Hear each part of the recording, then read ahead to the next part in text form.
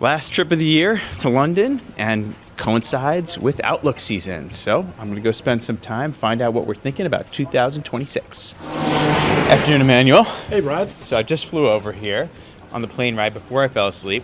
Read a little bit of your Outlook, which is hot off the presses. Last year, when you put out your Outlook, you were pretty bullish on European stocks. Seemed a bit easy. This year, maybe not quite as easy, but you still think there's value. Talk me through why. Yes, Brad, look, I think the bar for positive surprise is much higher than it was a year ago. Valuation have adjusted. But you think earnings will do the heavy liftings. Earnings have been flat for 3 years in Europe. Comps are very easy. And we think growth is going to be back to trend in Europe. So we think earnings will drive the next leg of the upside for Europe. All right, we'll watch the earnings scorecard going forward. Thanks. Thanks, Brad. Manu, IJ, thank you guys for coming down to chat with me about the outlook for the year ahead.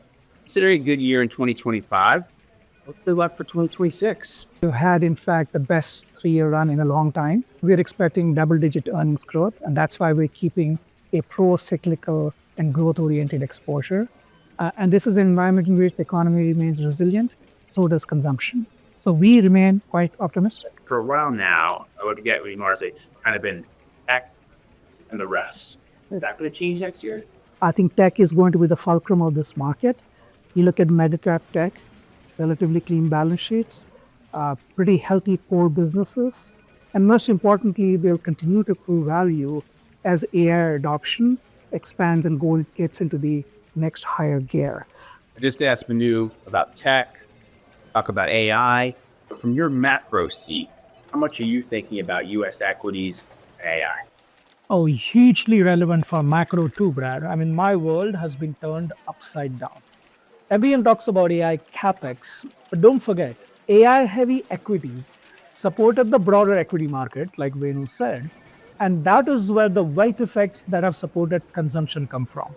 When US consumers feel wealthier, they spend more, and that's what they've done all year, and that's all due to AI. Let's talk about things a little bit broader. When you think outside of the US, maybe outside of AI a little bit, what are the key factors for 2026? Take China, the world's second largest economy, had a bunch of high-tech successes of their own. The housing market is still not found a bottom. It's been dragging down the rest of the economy for 4 straight years. We think that continues in 2026. But at the same time, the equity market reacting to its tech successes and moving higher. Europe is, of course, the other large economy who's been incredibly resilient. The bad news is, trend is 1%.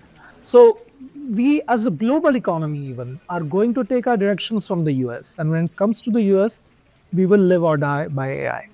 Well, this was fascinating, guys. Thank you. AI is clearly one of the big themes. Interesting for me as someone from the credit markets. No one cared about AI in credit markets, certainly a year ago. And now with all the issuance, it is front and center. Yeah.